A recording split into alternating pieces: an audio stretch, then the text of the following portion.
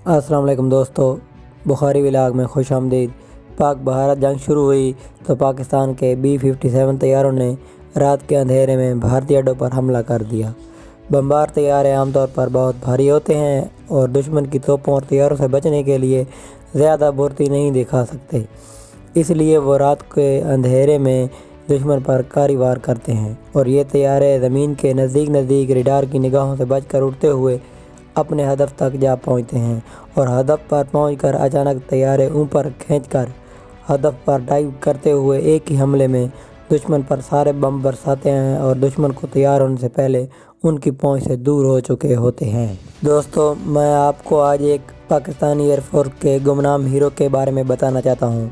ये दास्तान किसी मिडिल पास की नहीं है, बल्कि एक लेजेंडरी हीरो पाकिस्तानी बमबार तैयारे के पायलट की दास्तान है, जो एक हीरो तो बना लेकिन आज तक कम ही लोग इसका नाम जान सके। ये हीरो गुमनामी में ही दफन हो गए। पाकिस्तानी B-57 तैयारे 500 पाउंड के 8 बम लेकर जाते थे। इसी तरीके को फॉलो करते हुए एक ही हमले में 8 बम गिराते हुए आगे निकल जाते, लेकिन ऐसे हमले में लाजमी नहीं होता था कि सारे बम निशाने पर लगें। अक्सर ऐसा होता था कि एक या दो बम एक ही टारगेट पर गिरते, जिसकी वजह से उसकी एक्यूरेसी नहायत कम थी, लेकिन ये हमला करने का एक इंतहाई महफूज तरीका था। लेकिन भारतीयों की उस वक्त हैरत ना रही जब जंग की पहली रात आदमपुर एयर बेस पर एक अकेले B-57 बमबार तैयार ने हमला किया। लेकिन ये तैयारा और उसका पायलट कोई आम पायलट नहीं था। ये तैयारा पहले गोते में आया और सिर्फ एक बम गिराकर आगे निकल गया।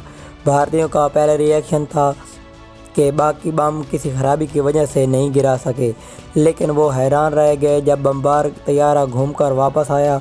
उसने गोता लगाया, फिर एक बम निशाने पर ताक कर गिरा कर आगे निकल गया। उसी दौरान भारतीय तोपों की गोलियों ने आसमान पर जैसे मछली पकड़ने वाला जाल बुन दिया हो, और लेकिन बमबार तैयारे के पायलट को कोई जल्दी नहीं थी, ना ही पायलट को अपनी जान का कोई खौफ था। वो फिर वापस आया और एक बम नहायत एक्यूरेसी से अपने निशाने पर गिराया और आगे निकल गया। यूँ इस बमबार तैयारे ने हर एक बम को गिराने के लिए अलग से वापस आकर गोता लगाया और बम को पूरे गौर व फिक्र के साथ निशाना ताक कर फेंका। इस तरह उसने अपनी जान को ज़रूर ख़तरे में डाला था, लेकिन उसके 8 बम ऐन हदफ को तबाह कर चुके थे। यूँ उसकी एक्यूरेसी 100% रही थी। भारतीयों की जानिब से इस पायलट को 8 पास चार्ली का नाम दिया गया। पूरी जंग के दौरान चार्ली मुख्तलिफ अड्डों पर हमले करता रहा। वो हमेशा अकेला आता था। पहले बम के साथ ही भारतीयों को खुला चैलेंज देता था कि मैंने अभी 7 चक्कर और लगाने हैं और तुमसे जो होता है कर लो। ये इस पायलट की महारत की इंतहा थी कि कभी किसी तैयारा शिकन गन की गोली से उसे छू भी नहीं पाई।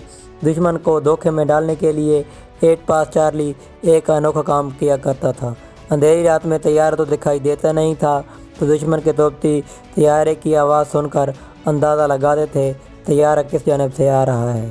तो तोपचियों को परेशान करने के लिए चार्ली गोता लगाते वक्त अपने तैयारे का इंजन बंद कर देता। अगरचे उसकी वजह से तैयारा संभाल पाना बहुत मुश्किल हो जाता, लेकिन भारतीय तोपचियों को तैयारे का उस वक्त पता चलता जब वो बम गिरा चुका होता। उसके बाद वो इंजन ऑन करके पलक झपकने में ही उसकी रेंज से दूर हो चुका होता।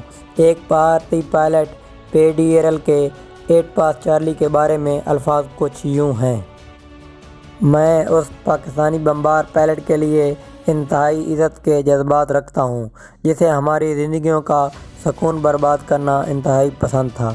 8 पास चार्ली एक ऐसा लेजेंड था, लेकिन उसका ये आदत बहुत बुरी थी।